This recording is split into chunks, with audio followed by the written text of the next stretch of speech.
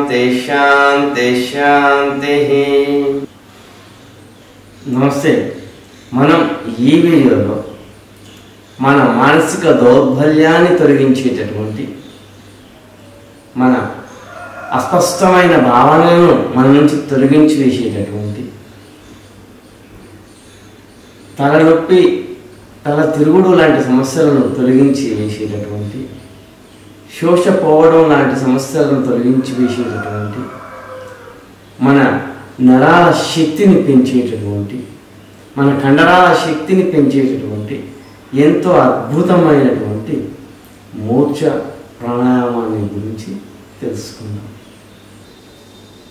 ఈ ప్రాణాయామాన్ని చేయడానికి ముందు పవిత్రమైన ధరణీమాత పైన చేపలు పరుచుకొని, దానిపైన జంతు సంబంధమైన గొంగలిని అమర్చుకొని, దానిపైన సిద్ధాసనంలో కానీ, సుఖాసనంలో కానీ, పద్మాసనంలో కానీ, వజ్రాసనంలో కానీ కూర్చొని పవిత్రమైన బ్రహ్మముహూర్త కాలాన వెనులు తిన్నగా ఉంచి కనులను మూసుకొని 2 అరచేతులను మోకాలు చిప్పపై ఈ విధంగా ఉంచి ఈ ప్రాణాయామ సాధనను ప్రారంభించాలి. ఈ ప్రాణాయామానికి మూర్ఛ ప్రాణాయామం అని ఎందుకు పేరును నిర్ణయించారు అంటే, మూర్ఛ అనేటటువంటి సంస్కృత పదానికి తెలుగులో అస్పష్టమైన అనేటటువంటి ఒక అర్థం. మన మనసులో అస్పష్టమైనటువంటి భావాలను తొలగించి వేస్తుంది కాబట్టి దీనికి మూర్ఛ ప్రాణాయామం అని. మూర్ఛ అన్న పదానికి శోషపోవడం అనేటటువంటి అర్థం కూడా ఉంది. మనం ఈ ప్రాణాయామాన్ని చేస్తున్నప్పుడు కాస్తంత శోష వచ్చినట్లుగా ఉంటుంది. అదేవిధంగా తదేకంగా చేస్తూ ఉండడం మూలంగా మన యొక్క శోష రోగాలు, మూర్ఛ రోగాలు కూడా మన నుంచి తొలగిపోతాయి. మన నరాల శక్తి పెరిగి ఈ రకంగా జరిగిపోతుంది. కాబట్టి మరియు ఈ మూర్ఛ అనేటటువంటి సంస్కృత పదానికే దుర్బలమైన అనేటటువంటి అర్థం కలదు. మానసిక దౌర్భాగ్యాన్ని మన నుంచి దూరం చేసి మన మనస్సును ప్రశాంతంగా ఉంచి ఏకాగ్రత శక్తిని పెంచుతుంది. కాబట్టి దీనికి ఆ మూర్ఛ ప్రాణాయామం అనే పేరును నిర్ణయించాలి. ఈ ప్రాణాయామాన్ని చేసే పద్ధతి గురించి తెలుసుకుందాం.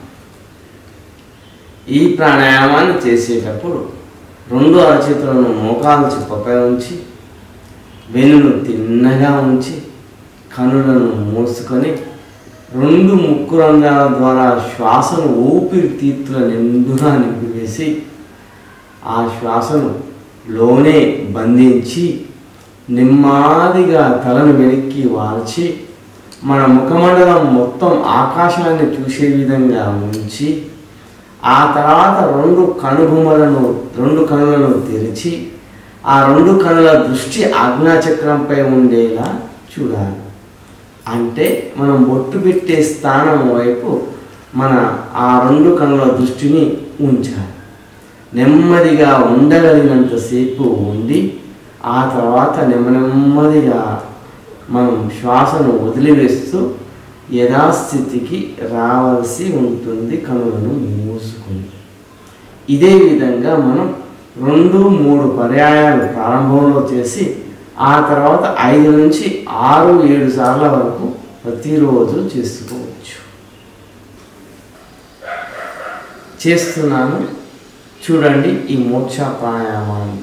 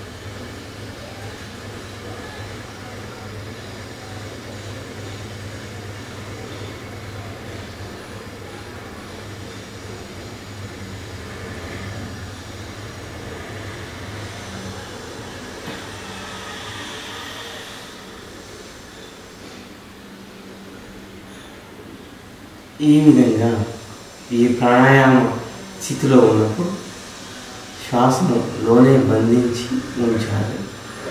యథాస్థితికి వచ్చేటప్పుడు శ్వాసను వదిలేస్తూ రావాలి. ఇక ఈ ప్రాణాయామం మూలంగా మనకు కలిగేటటువంటి లాభాలు: తల తిరుగుడు, గుండె దడ లాంటి సమస్యలు తొలుగుతాయి, మానసిక సమస్యలు తొలుగుతాయి, నరాల శక్తి అనేది పెరుగుతుంది, కండరాల శక్తి అనేది పెరుగుతుంది, శారీరకంగా దృఢంగా తయారవుతారు. ఇన్ని రకాల లాభాలు కలవు. మైగ్రేన్ పెయిన్ తప్పకుండా తొలగించి వేసేటటువంటి శక్తి దీనికి ఉంది కాబట్టి ఈ ప్రాణాయామాన్ని ప్రతినిత్యం ఆచరించండి. ఈ విధంగా ఈ మూర్ఛా ప్రాణాయామం యొక్క లాభాలన్నింటినీ మనం పొందాలి అంటే ప్రతినిత్యం ఆచరించండి. మనం ఈ ప్రాణాయామాలను వింటేనో లేదా చూస్తేనో మనకు ఏ ఫలితము రాదు. ఆచరిస్తే మాత్రమే ఫలితం అనేది తప్పక లభిస్తుంది. మన ప్రాచీనులు మనకు అందించినటువంటి ఈ దివ్య ఔషధాలను మనం ఆచరిద్దాం, వాటిని పాటిద్దాం, వారి యొక్క రుణాన్ని తీర్చుకుందాం. సర్వే జనా సుఖినో భవంతు. ఓం శాంతి శాంతి శాంతి.